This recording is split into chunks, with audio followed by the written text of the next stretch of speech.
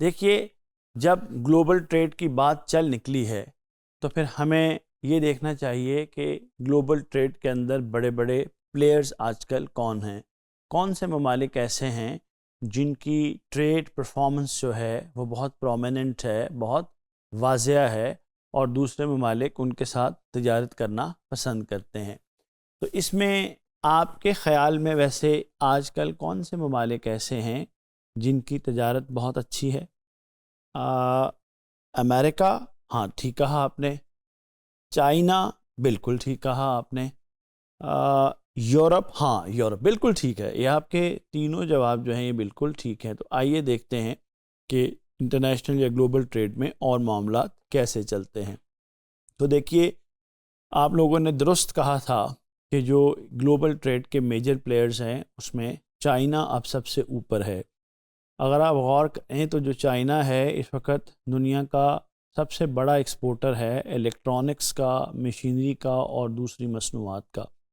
انشاءاللہ میں بہت جلد ایک پورے ایکسکلوسیو سیشن میں آپ کو چائنا کی کہانی سناؤں گا کہ جدید چائنا جو ہے اس کی ترقی کی کہانی کیا ہے اور اس نے کس طرح سے بزنس کی دنیا میں اپنے آپ کو منوایا ہے۔ دوسرا یونائٹڈ اسٹیٹس آف امریکہ ہے۔ اگر آپ دیکھیں تو اس وقت یہ کہا جاتا ہے کہ علم کے حوالے سے، جدیدیت کے حوالے سے، جدت کے حوالے سے یونائٹڈ اسٹیٹس آف امریکہ جو ہے وہ دوسرے ممالک سے آگے ہے۔ تو یہ بات بالکل درست ہے۔ یو ایس اے اس وقت بھی سروسز میں، ٹیکنالوجی میں، ایگریکلچر میں بہت آگے ہے اور یہ سب چیزیں وہ پوری دنیا کو ایکسپورٹ کر رہا ہے۔ جرمنی کا نام ہم سب لوگ جانتے ہیں۔ جرمنی بھی گاڑیوں میں، مشینری میں میجر ایکسپورٹر ہے۔ جاپان، جس کا نام کون نہیں جانتا، اور آپ سب لوگ یہ جانتے ہیں کہ ہمارے گھروں میں بہت ساری جو مصنوعات ہیں وہ جاپان سے بنی ہوئی ہیں۔ بلکہ میں نے آپ کو چائنا سے ساتھ ساتھ جاپان کی کہانی بھی سنانی ہے کہ کس طرح دوسری جنگ عظیم میں تباہ ہونے کے بعد جاپان نے اپنے نئے سفر کا آغاز کیا اور پھر دنیا میں جاپان کوالٹی کا متبادل بن گیا۔ یعنی جہاں پر جاپان ہے اس کا مطلب ہے کوالٹی ہے، اور جہاں کوالٹی ہے وہاں پر جاپان ہے۔ تو آپ دیکھتے ہیں کہ جاپان بھی بہت ہائی ٹیک پروڈکٹس ایکسپورٹ کرتا ہے۔ وہ آٹو موبیلز بھی ہمارے یہاں پر جو پاکستان میں بگ 3 ہیں، وہ 2 ویلرز میں ہوں یا 4 ویلز میں ہوں، وہ جاپانیز پلیئرز ہی ہیں۔ اچھا، اور اپنا وطن عزیز پاکستان جو ہے کچھ مصنوعات میں اس کا بڑا نام ہے۔ مثلا جس طرح ایکسپورٹس آف ٹیکسٹائل ہے، تو ہمارے یہاں پر ٹیکسٹائل کی مصنوعات دنیا بھر میں بھجوائی جاتی ہیں۔ چاول ہمارا بہت پاپولر ہے۔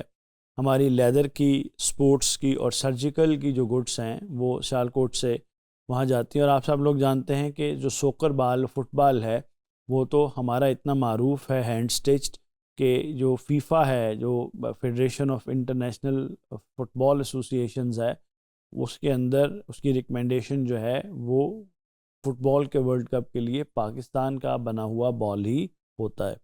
اچھا، اب دیکھنا یہ ہے کہ جو ٹریڈ ہوتی ہے، گلوبل ٹریڈ، اس میں جو مختلف قسم کے ایگریمنٹس ہیں وہ کون کون سے ہوتے ہیں۔ تو ایک بات جو آپ کو یاد رکھنی ہے وہ یہ ہے کہ گلوبل ٹریڈ جو ہے وہ آسان نہیں ہوتی ہے۔ اس کے اندر بہت ساری رکاوٹیں بھی ہوتی ہیں، اور اس کے اندر بھی بہت سارے ممالک کی آپس میں پارٹنرشپس ہوتی ہیں۔ اچھا، ان پارٹنرشپس کے لیے مختلف طرح کے معاہدے اور ایگریمنٹس استعمال کیے جاتے ہیں۔ جو ہم جائزہ لیتے ہیں وہ کون سے معاہدے اور ایگریمنٹس ہیں جو انٹرنیشنل ٹریڈ میں استعمال کیے جاتے ہیں۔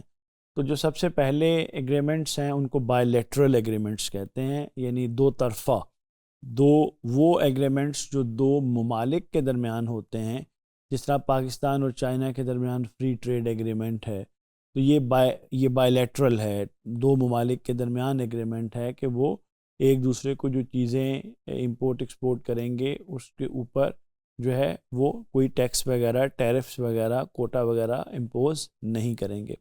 دوسری طرح کے ہوتے ہیں ملٹی لیٹرل ایگریمنٹس، یعنی وہ جس میں بہت سارے ممالک جو ہیں وہ ان ایگریمنٹس کے اندر شامل ہوتے ہیں، جن کی بڑی مثال WTO کا آپ نے نام سنا ہوگا، ورلڈ ٹریڈ آرگنائزیشن ہے، جس کا کام ہی یہ ہے کہ وہ گلوبلی، اس کا مشن یہ ہے کہ وہ فری ٹریڈ کو پروموٹ کرے۔ اسی طرح سارک جو ساؤتھ ایشیا جو ایسوسیشن فار ریجنل کارپوریشن ہے جس کا پاکستان بھی ممبر ہے، اسی طرح آسیان ہے، ایسوسیشن جو ہے for the south East Asian جو نیشنز ہیں ان کا آپس میں جو ملٹی لیٹرل معاہدہ ہے یہ بھی ہمارے سامنے ہے۔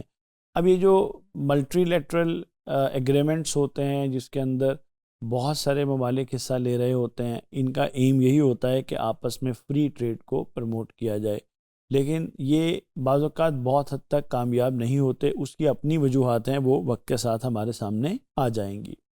اچھا، ایک ہوتے ہیں ریجنل ایگریمنٹس، مثلاً جس طرح یورپ ایک ریجن ہے تو اس میں آپ دیکھیں کہ جو یورپین یونین ہے، جو یورپی ممالک ہیں، برطانیہ بھی اس کا حصہ رہا ہے، فرانس ہے، جرمنی ہے، آسٹریا ہے، یہ سارے ممالک جو ہیں انہوں نے مل کے ایک یونین بنائی ہوئی ہے اور آپس میں ان کی جو ٹریڈ ہے وہ کافی حد تک فری ٹریڈ کہلاتی ہے۔ اسی طرح نافٹا ہے، نارتھ اٹلانٹک جو ہے فری ٹریڈ ایگریمنٹ ہے۔ اسی طرح سے دوسرے ریجنل ایگریمنٹس بھی ہیں جن کا مقصد فری ٹریڈ کو پروموٹ کرنا ہے۔ اچھا، اسی طرح سے پریفرینشیل ٹریڈ کا ایگریمنٹ بھی ہوتا ہے جس میں ممالک ایک دوسرے کو پریفرینشیل سٹیٹس دیتے ہیں۔ آپ لوگوں نے ٹیلی ویژن پر سنا ہوگا یا اخبار میں پڑھا ہوگا کہ لوگ یہ ذکر کرتے ہیں جی فلاں ممالک نے دوسرے کو موسٹ فیورڈ نیشن کا پریفرینشیل سٹیٹس دے دیا ہے۔ اب جہاں ایک دوسرے کو ایسا سٹیٹس دیا جاتا ہے وہاں پر تجارت جو ہے وہ آسان ہوتی ہے، اس کے اندر ایک دوسرے کے اوپر زیادہ پابندیاں نہیں لگائی جاتی۔ اچھا، اب جو گلوبل ٹریڈ اس سے میں نے آپ سے کہا تھا آسان نہیں ہوتی، اس کے اندر بہت سارے چیلنجز بھی ہوتے ہیں۔ مثلا اس میں ایک سب سے بڑا چیلنج جو ہے وہ پولیٹیکل ٹینشنز کا چیلنج ہے۔ آپ دیکھتے ہیں کہ ممالک کے درمیان کانفلکٹس ہوتے ہیں، مسائل ہوتے ہیں، جنگیں ہوتی ہیں۔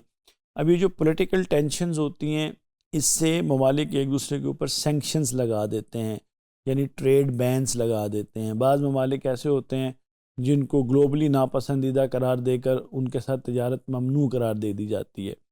اچھا، ٹریڈ ڈیفیسٹ ایک چیلنج ہوتا ہے۔ اگر آپ کی امپورٹس بہت زیادہ ہیں اور آپ کی ایکسپورٹ کم ہیں تو ایک لوکل اکانومی آپ کی ہرٹ ہونا شروع ہو جاتی ہے، آپ کو لگتا ہے کہ آپ کی دولت ملک سے باہر جا رہی ہے۔ اسی طرح لاجسٹکس کے بہت ایشوز ہوتے ہیں، یعنی شپنگ ڈیلیز آ جاتے ہیں، آپ کے پورٹس پہ کنجیشن آ جاتی ہیں، اس میں بھی انٹرنیشنل کانفلکٹس کا بڑا رول ہوتا ہے۔ فریکوینسی فلکچویشنز ہیں جو آپ یہ سب لوگ سمجھتے ہیں کہ انٹرنیشنل ٹریڈ عام طور پہ ممالک انٹرنیشنل کرنسی میں کرتے ہیں، اور جو یونائٹڈ اسٹیٹس آف امریکہ کی کرنسی یو ایس ڈالر ہے اس کو ابھی تک بین الاقوامی کرنسی کا درجہ حاصل ہے، تو جو ایکسچینج ریٹ میں فلکچویشنز آتی ہیں اس سے آپ کی ٹریڈنگ پوزیشن میں فرق آ جاتا ہے۔ اسی طرح انوائرمنٹل امپیکٹ جو ہے وہ بہت رول پلے کرتا ہے۔ اب اس وقت دنیا ساری جو پچھلے 200-250 سال میں کاربن امیشن کر کے فضا خراب کی ہے، اب خیال آ گیا ہے کہ اس کو ٹھیک کیا جائے، تو کاربن امیشن کے سٹینڈرڈز کو بھی سامنے رکھ کر چیزوں کے اوپر پابندیاں لگائی جا رہی ہیں یا ان کو اجازت دی جا رہی ہے۔ اچھا، اسی طرح سے جب آپ گلوبل ٹریڈ کی بات کرتے ہیں تو کچھ انسٹیٹیوشنز ایسے ہیں جن کا ایک اپنا مقام ہے، جس طرح آپ لوگوں نے آئی ایم ایف کا، ورلڈ بینک کا، WTO کا نام سنا ہوگا۔ اب یہ جو ادارے ہیں، مثلا جس طرح WTO ہے، ابھی اس کا میں نے ذکر کیا کہ یہ ایک ملٹی لیٹرل ایگریمنٹ ہے جس کا مقصد دنیا کے ممالک کو اس بات پر لانا ہے کہ زیادہ سے زیادہ فری ٹریڈ جو ہے اس کو پروموٹ کیا جائے۔ اسی طرح انٹرنیشنل مانیٹری فنڈ ہے، اس کا ذکر ہم نے اپنی اخباروں میں، میڈیا میں بہت سنا ہوگا۔ ہم as a developing country I M F کے پروگرامز لیتے رہتے ہیں، تو آئی ایم ایف کا بیسک مقصد یہ ہوتا ہے کہ وہ انٹرنیشنل جو گلوبل فائنینشیل اسٹیبلٹی ہے اس کے لیے کام کرے۔ اسی طرح ورلڈ بینک ہے جو ڈیولپنگ کنٹریز کو ڈیولپمنٹ پروجیکٹس کے لیے پیسے دیتا ہے۔ اسی طرح یونائٹڈ نیشن کی کانفرنس فار جو ہے وہ ٹریڈ ڈیولپمنٹ ہے، اس کا کام یہ ہوتا ہے کہ وہ پوری دنیا کے اندر جو ٹریڈ ریلیٹڈ میٹرز ہیں ان میں فیسیلیٹیشن پیدا کرنے کی کوشش کرے۔ اچھا، اب یہ جو گلوبل ٹریڈ ہے نا، آپ کو یہ بات تو سمجھ آ رہی ہوگی کہ اس میں صرف آسانیاں ہی نہیں ہیں، اس میں صرف اپرچونیٹیز بھی نہیں ہیں، اس کے اندر بہت سارے چیلنجز بھی موجود ہیں۔ اور ظاہر ہے پاکستان بھی ایک انٹرنیشنل پلیئر ہونے کے ناطے ان ساری اپرچونٹیز اور چیلنجز کے درمیان ہی آپریٹ کرتا ہے۔ اب جو گلوبل ٹریڈ ہے اس میں اگر ہم پاکستان کا دیکھیں کہ ہماری میجر ایکسپورٹس کون سی ہیں، تو ٹیکسٹائل آپ دیکھتے ہیں، اور آپ کو معلوم ہے کہ ٹیکسٹائل انڈسٹری زیادہ تر پاکستان کے اندر جو ہے وہ فیصل آباد کے ریجن میں ہے، کراچی میں بھی ہیں۔ اسی طرح رائس چاول ہے، اور آپ کو پتہ ہے کہ ہمارے ہاں چاول کی پٹی کہلاتی ہے، یہ پاکستان کے جو شہر ہیں جس طرح شیخوپورہ ہے، پسرور ہے، نارووال ہے، یہ ہمارے وہ شہر ہیں جن کو چاول کی پٹی کہا جاتا ہے، جہاں پر چاول بہت اچھا اگتا ہے۔ اسی طرح لیدر ہے، قصور میں لیدر ٹینریز لگی ہوئی ہیں، جو لیدر کی پروڈکٹس ہیں وہ سیالکوٹ میں بنتی ہیں۔ اسی طرح سپورٹس گڈس ہیں جس کا مرکز سیالکوٹ ہے۔ سرجیکل اور کٹلری ہیں، آئٹمز ہیں، سرجیکل کا مرکز تو سیالکوٹ کے اندر ہے، لیکن اس میں 3 شہر کنٹریبیوٹ کرتے ہیں۔ گوجرانوالا جو ہے وہ وہاں پر فرنسز ہیں، رولنگ ملز ہیں، ڈسکا ہے جہاں فورجنگ انڈسٹری ہے، اور سیالکوٹ جہاں پر انسٹرومنٹس بن کے ایکسپورٹ ہوتے ہیں۔ اسی طرح کٹلری جو ہے اس کے ساری جو ایکسپورٹ ہوتی ہے وہ وزیر آباد، ہمارا پاکستان کی ایک گولڈن ٹرائنگل کہلاتی ہے، سیالکوٹ، وزیر آباد اور گجرات اس کو کہا جاتا ہے۔ تو یہ ہماری میجر ایکسپورٹس ہیں۔ اگر ہم اپنی امپورٹس کی بات کریں تو آئل جو ہے، جو آپ کا فوسل فیول ہے وہ ہم امپورٹ کرتے ہیں، ہمارا امپورٹ بل بہت بڑا ہوتا ہے۔ مشینری ہمیں باہر سے منگوانی پڑتی ہے۔ وہیکلز جو ہیں وہ ہماری ٹرانسپورٹ جو وہیکلز ہیں وہ باہر سے آتی ہیں۔ کیمیکلز ہیں، الیکٹرانکس ہے، یہ باہر سے آتا ہے۔ اور ہمارے جو کی ٹریڈ پارٹنرز ہیں پاکستان کے، اس میں چائنا ہے، یو اے ای ہے، یو ایس اے ہے، یونائٹڈ کنگڈم ہے، اس میں سعودی عربیہ بھی ہے، اس میں افغانستان بھی ہے۔